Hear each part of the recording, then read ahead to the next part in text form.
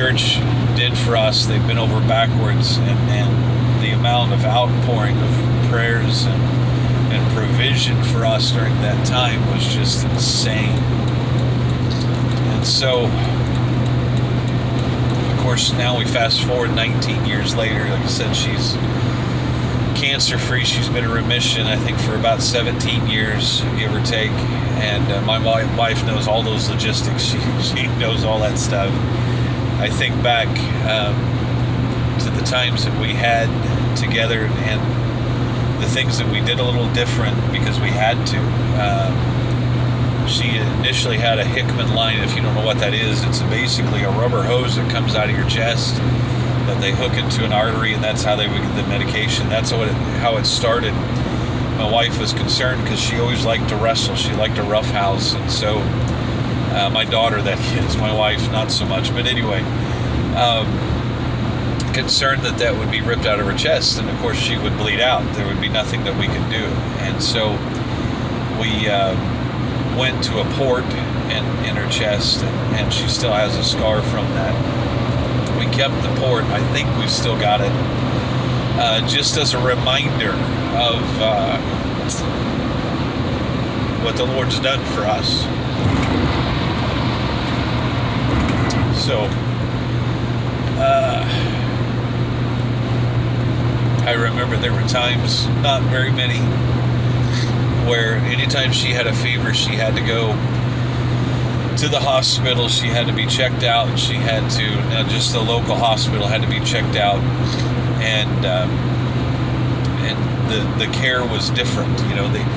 This whole COVID thing that we've gone through, and they talk about the isolation when people are sick and for 5 days and everything else.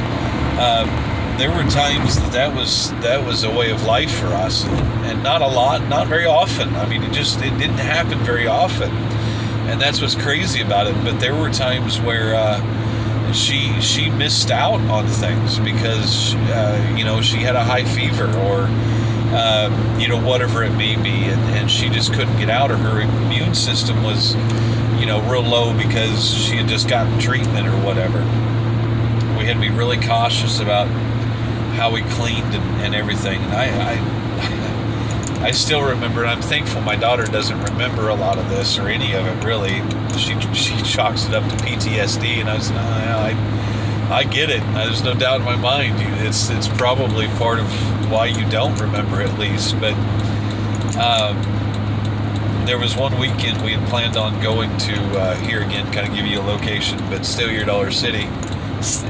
Steal Your Dollar City, yeah, Silver Dollar City. I say Steal Your Dollar City. Silver Dollar City, which is in Branson, Missouri. We had planned on going there for the weekend, and all 5 of us going. And she ended up coming down with a high fever. She wasn't really sick, but she had a high fever, and so the 2 of us volunteered to stay home, and we had our classic Xbox back then, man. I mean, the wired controllers and all that stuff, right? It wasn't the 4K Blu-ray surround sound like you have nowadays. But anyway, and we had the old 25-inch tube-type TV, and it wasn't, the flat screen LED 8K, whatever they have nowadays. And so anyway,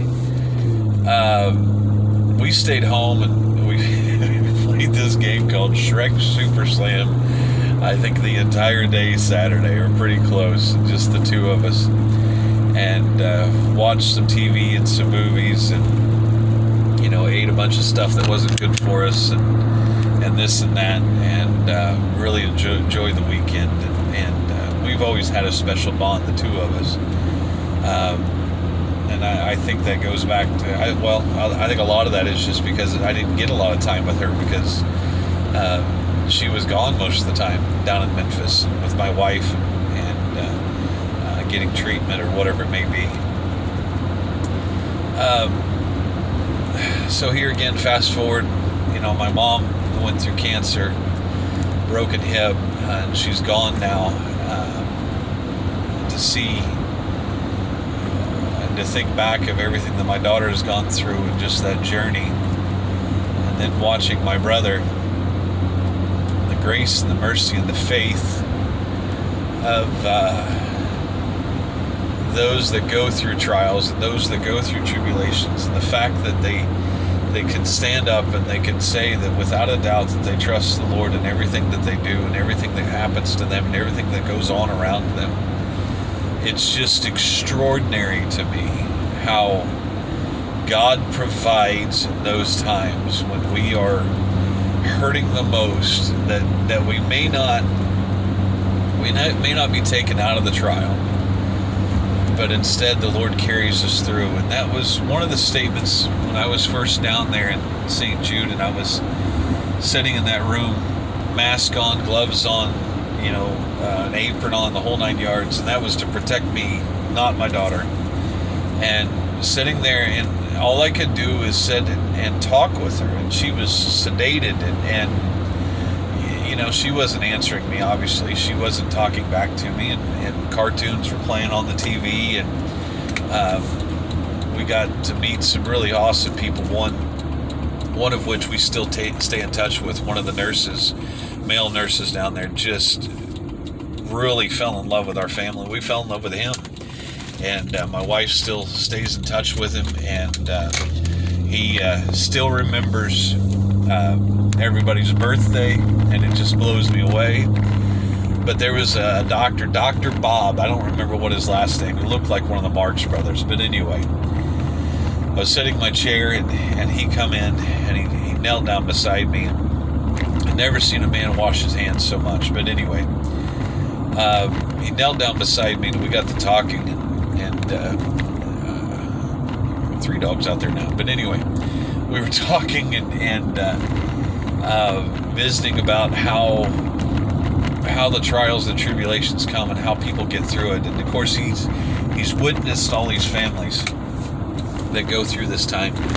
And he goes, I don't fully understand how parents can go through this and still have faith and still trust and still believe and still, how do you get through this? Now, mind you, he was a Catholic, and so he was a believer, but it's just that understanding. And I looked over at him and I said, a lot of people say that Jesus is just nothing more than a crutch, but I say in times like these he becomes a wheelchair.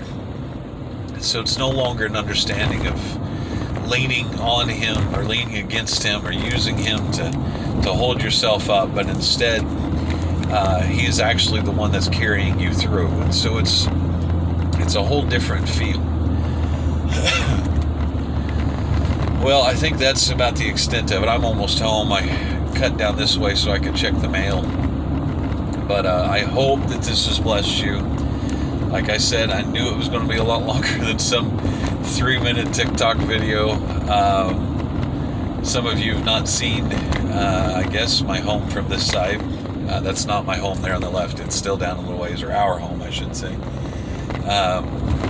But anyway, thank you guys so much for listening. I really hope this blessed you. I hope that if you ever find yourself in that situation, that trial, that you can have the peace that, it took us a little bit to get there, but to have the peace that and reassurance that God will take care of you, God will minister to you. So if you need anything, here again, I always say, let us know. Oh my goodness, I need to get some mowing done, but let us know, and we would love to bless you and help you and take care of you, or however, especially if you've got a prayer request. We really want to come alongside you and lift you up and encourage you. So, we have chickens out in the yard. Look at them chickens. So, anyway, hope you have a good evening. Well, it's evening here. Hope you have a good day, whatever is there, or when you watch this. And God bless. Thanks.